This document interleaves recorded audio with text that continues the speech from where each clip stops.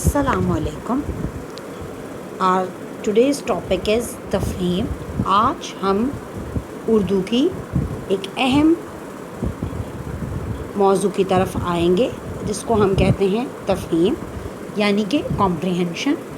एक पैराग्राफ आपको दिया जाएगा जिसको सुनने के बाद आपने उसी पैराग्राफ से मुताल्लिक़ कुछ आसान सवालात के जवाबात देने होंगे। आइए पैराग्राफ को गौर से सुनते हैं। वमन आरिज़ अन ज़िक्री फ़इन्ना लहू मईशतन ज़नका। ये सूरह ताहा की आयत नंबर 124 है। इसका तर्जुमा है and whoever turns away from my remembrance he will have a depressed life.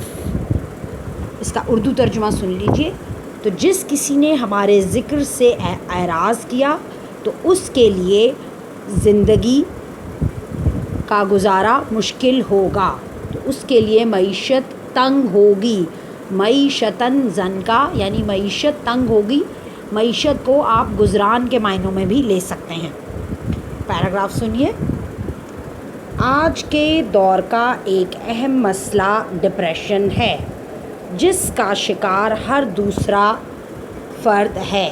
बदकिस्मती से बच्चों में भी ये कैफ़ियत नज़र आती है, बल्कि तेज़ी से बढ़ भी रही है।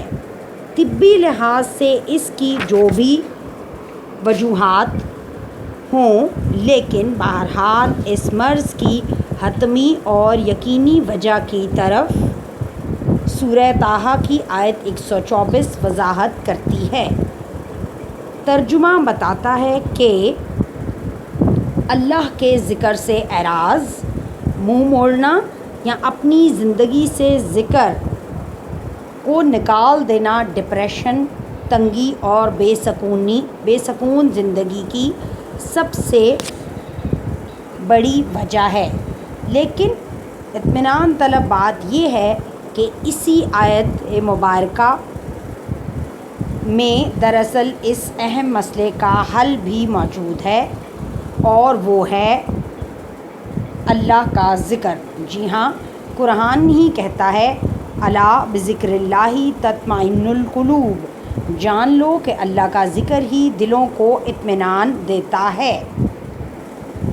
तो आज ही से ज़िक्र को रोज़मर्रा का मामूल बना लीजिए।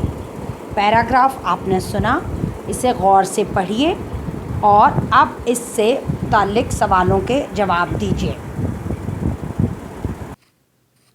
पहला सवाल, डिप्रेशन की क्या वजह होती है?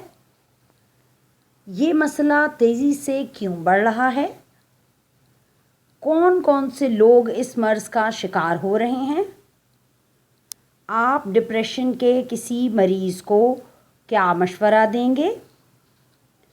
कुरान और हदीस की रोशनी में बताइए कि अफ़ज़लुज़ ज़िक्र किस कलमे को कहा गया है?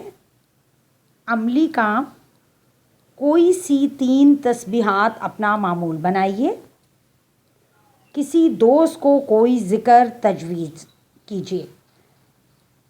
इन सवालों के जवाबात आप अपने पास से, अपनी समझ से भी दे सकती हैं, तफ़हीम से मदद भी ले सकती हैं, और अमली काम आपकी अमली ज़िंदगी में बेहतरी लाने के लिए आपको दिया गया है। उम्मीद है आपको आज का सबक आसान लगा होगा। किसी भी मसले की सूरत में ग्रुप हेल्पर से राब्ता कर लीजिए। अगले सबक तक के लिए अल्लाह हाफ़िज़। जज़ाकल्लाहु खैरन कसीरन कसीरा।